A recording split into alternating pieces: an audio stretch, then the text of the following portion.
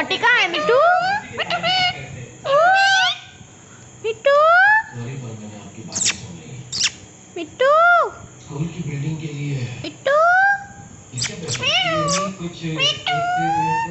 आप चिंता मत कीजिए, उसके लिए पैसे नहीं देंगे। आप स्कूल का काम कीजिए, हमें पैसे नहीं चाहिए।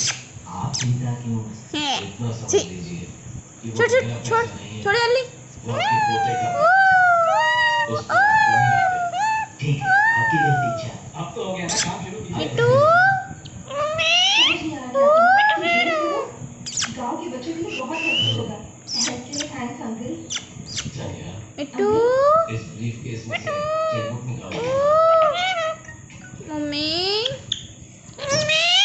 मम्मी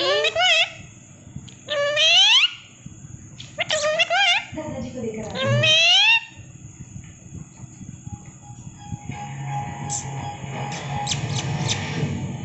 मिट्टू मिट्टू वो चेक मुझे मिट्टू शायद मैंने डेट गलत लिख दी है। मिट्टू चेक मुझे दो। मिट्टू मुझे नाम चेक करना है। मिट्टू इसमें तो सब ठीक है। मिट्टू ये ठीक है। वो चेक मुझे दो। मिट्टू आप ही अकेले हो? चेक मुझे मिट्टू दो। उस परिवार को